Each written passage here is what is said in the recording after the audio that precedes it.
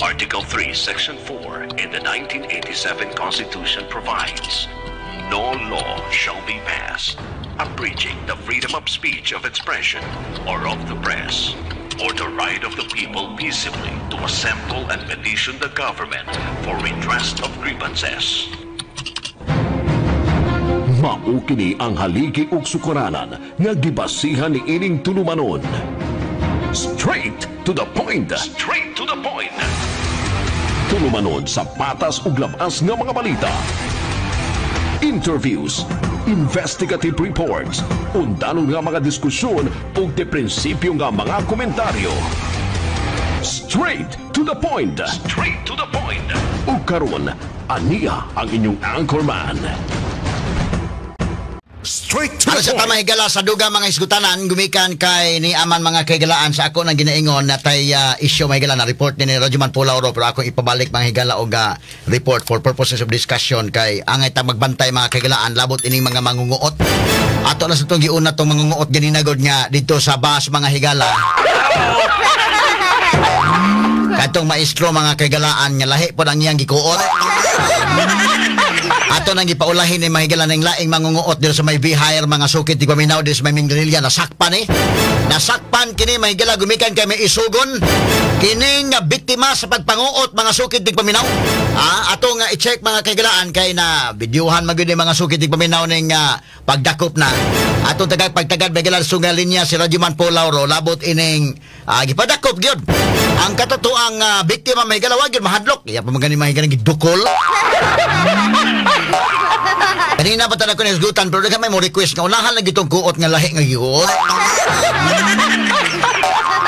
Karon atong isunod sa mahigala pinagi ni Rajuman Pulauro. Paul sa manghitabo agid diha man ni kanang maong babae iya gyud nga gipadakop kining maong mangunguot Rajuman Paul. Mura og kunuhay giilad siya ginan sa nga ma'am na may daghang mga kuan na may nahihugaw imong ulo ang imong buhok nahihugaw mura ba gilipat-lipat ka sa mampol paghiman-himan pa mahigala gikuot na di ang iyang bag ato nga paminawon ang detalye mga kaigalan yes sa Rajuman Paul DYHP RMM Report. Radyoman Attorney Ropel ato na saning na report kaganihang kadlawon sa unang radyo unang balita kining maog insidente ni ining 75 anyos nga byuda no maisugon kayo ni siya nga nisinggit way kakadlok nga unsay mahitabo niya sakay nisinggit ni siya og tabang inungdan nga na alarma kining mga traffic enforcer sa Mingdanilla Cebu nga naa nagkatag diha sa may barangay Kalahuan lungsod sa Mingdanilla pasado alas 9 ni gapon sa buntag sa tuto ka mga mangunguot usa niini ang nagunitan dayon sa ato mga sakop sa traffic enforcer o barangay tanod diha sa barangay Kalahuan, Mingdanilla. Naron sa kustodiya sa ato nga kapulisan sa Mingdanilla kining suspect nga si Ranil Amal taga Davao City din siya yang nabarkada o yang kuyog iyatong gipahin. so dili ni taga Sugbo dai Paul kining mao mangunguot Paul kani si Ranil Amal kining nadakpan taga Davao City ni siya Radyoman Attorney Ropel. pero nasuko man gud ni mga tao kasi din gidakop na nabutang ni ang mga traffic enforcers may nagdakop og atong barangay tanod nga primero gitugan Talisay sunod Danao nya karon Davao daghang siya gipanghatag nga address no nya finally matod sa atong kapulisan nana siya address Davao City. katong duha nga nakasibat si Roy og Richard Rosad iyang gihatag nga ato ya kuno tong na amigo pag abot niya diri sa Sugbo taga barangay Ginsay Danao City to. Ginsay Danao City sa ngalan ni Paul A certain Roy og Richard Rosad so si Roy og si Richard taga Danao ning duha. Mao ni ang address ani. So gi subject punta ni nila sa hot pursuit operation gapong adlaw apan wa ni maulik didto sa Ginsay Danao kining Roy og Richard nga kauban ining dayo nga mangunguot nga taga Davao City nga si Ranil Amal nga naa na ron sa atong kustodiya sa atong kapulisan. Si Manang Anita Abuan 75 anyos ni siya, biyuda na taga Barangay Pakigni, Mingdanilla.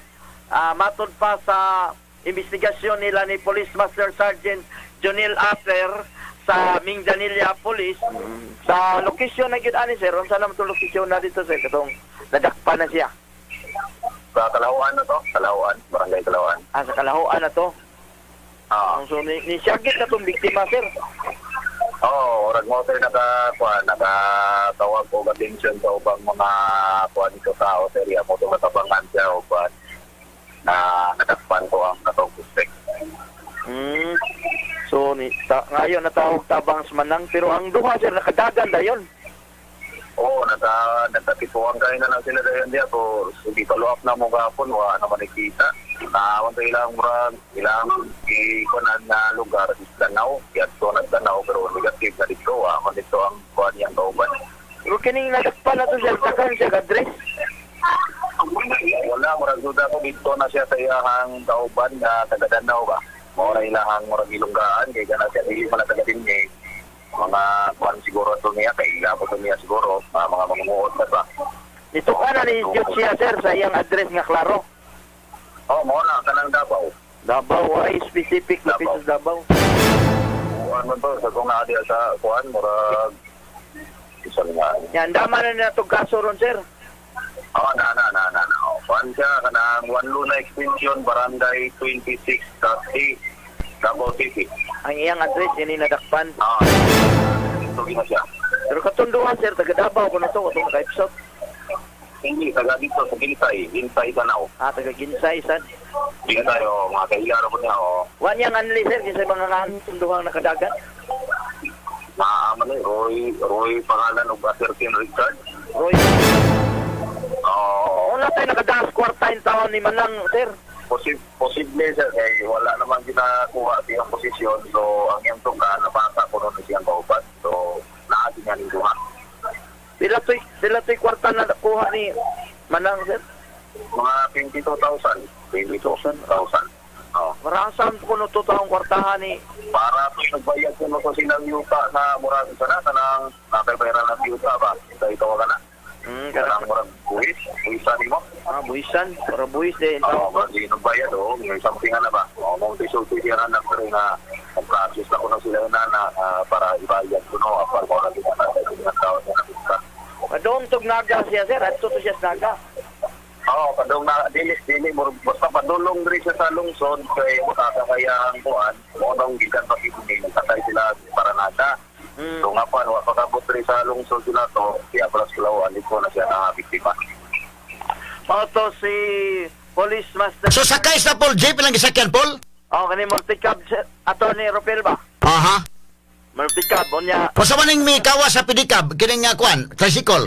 Tadiyang ni tagabuhawag ni sila dinaganay, yahay nagdinaganay ni naog maning suspect ni balhinig tricycle. Motong na gunitan pod ang tricycle, wala makadagag dayon. Motong na kuptan ni siya. Ay singgit na mas Manang. So sa to pa day pagagubot nami, but mo sakay tricycle din eh. Ni dinaganay na to yang duha ka kauban na nangawa nag-asa unsa ni sakyan ato.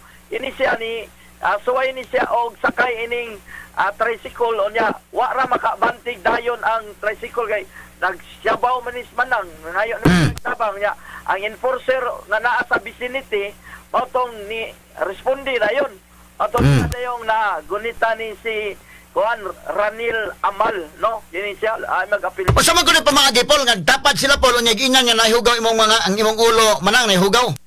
Ang sulti ni Manang, ang katukununduan ni Manang, kanang ko imong buhok na may mga hugaw.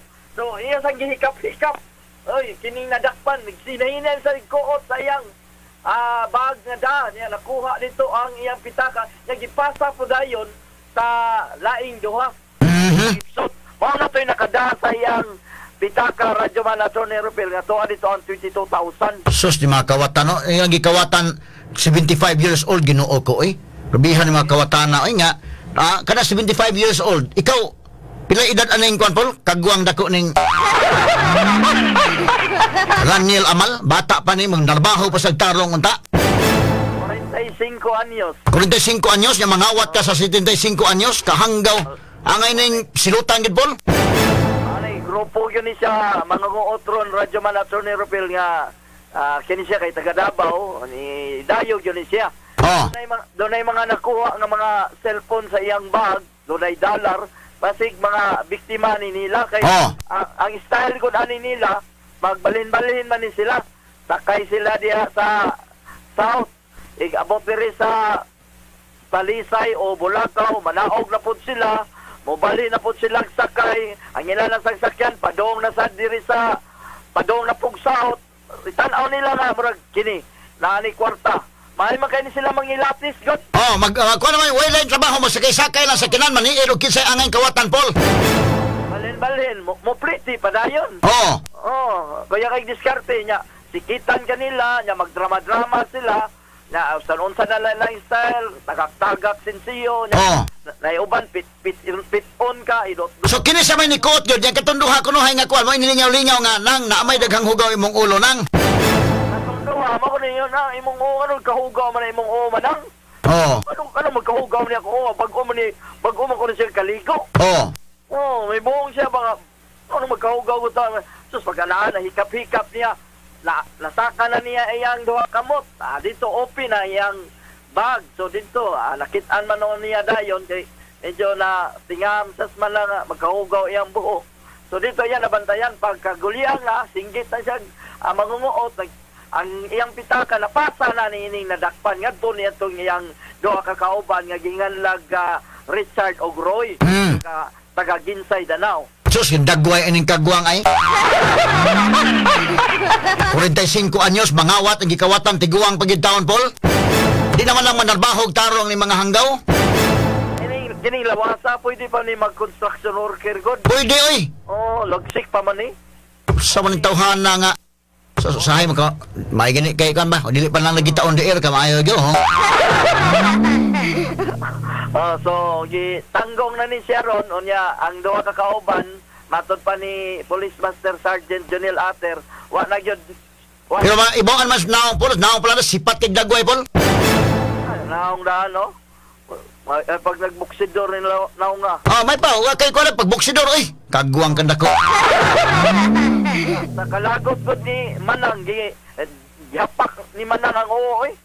Kuan, kaya yung kalagot, so, usasan na yun sa may responde po nato nga mga sakop sa kapulisan sa Mindanilla.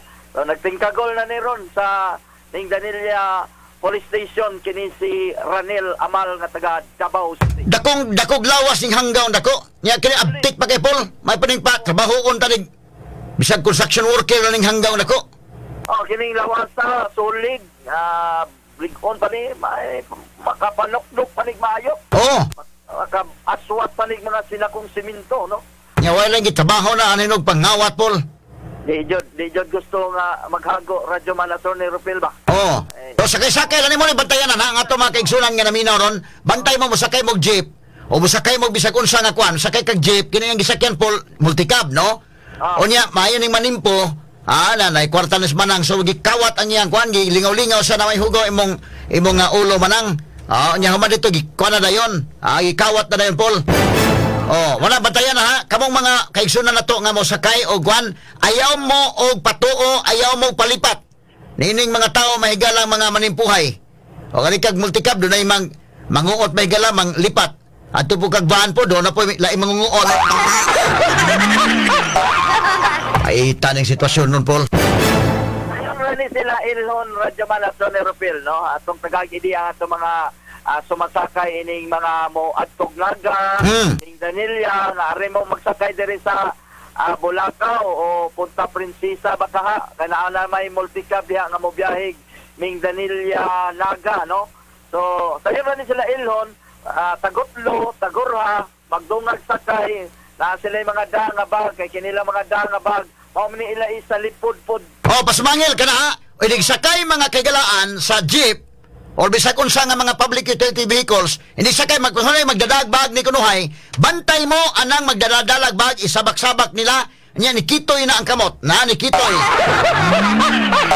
Doble ni kay katong maestro may galang kitoy sa kamot, puro lahi man to iyang tuyo. Pero kini kitoy ang kamot ta Radyo Man Paul, ang kwarta may tuyo. So bantayan ninyo, kana magdaganig bag, isabak ang bag, bantaye. Number 2, magdag labakara, Paul, kunuhay labakara, isabak-sabak ang labakara, kana bantayanan kay ang kamot anak ni Kitoy na, Paul. Straight to the point. Sakto na, Radyo Madonna Ropel, no? Nya, badi-badi ni sila. Duha, tulo. Magdungag sakay. Nya, piton ka sa duha. Maunay imong bantayan. Mauna na ilang style ron. Ay, marag, balik na ni sila ron sa ilang bisyo. Bisag Juanas Duterte, pangitaag pamaagi na itong kapulisan, kinsa may napuli ron nga PNP chief, mas mayo o ipadayon ang hugot nga pagbantay sa seguridad, Paul. So kita nga mga sumasakay, kita maoy unang magbantay sa itong kagalingon kay ang atong kapulisan mo responde raman ni sila og doon na mga tawag nga ilang madawat. May ginis manang kay isog kas manang. Isog kay haging singgit siya nga muna. Day kawatan, di mangunguot. May gani kay naka-jacket na yon siya nya. Alas 9 pasado naman is buntag hapon. So nanay mga traffic enforcer pod sa kadalan. Kuya ni kining naunga, Paul, kining lawasa og mapiit ni nga kanang kuan lang. Kamuran duas balay palitan musakan sa balay nya mangawat ni mo patay ni. Kinilawasa. Patay ni. Sigurado yan nilawasa. Radyo Madonna Ropel na idagway, Juan kayo, maldito kay now. Sus. Apay, bungot sa simod ay. So, hasler kayo ba? Kita ka dagway anang... Sus, di pa lang lagi taon di air ka maayo. Hinahinay na sagdukol ni Manang pag kita niya, no? Sa suspect niya. Kinalan dyan eh, dutan dyan eh. I hope ang atong kapulisan Pringlelia, hugtin na ninyo ang kaso para ma-prison ng hanggang dako. Kaya naapanis kalsada o dili ni ma-prison eh, delikado ang uban, makabiktima pa ni uban. Straight to the point. Hello na, Radyo Madonna Ropel. So, matod pa ni Police Master Sergeant Junel Ater, ilan ang andamon ang pagpasakag kaso niya ani sa suspetsado nga naana ilan ang gibalhog ron sa ilang detention cell.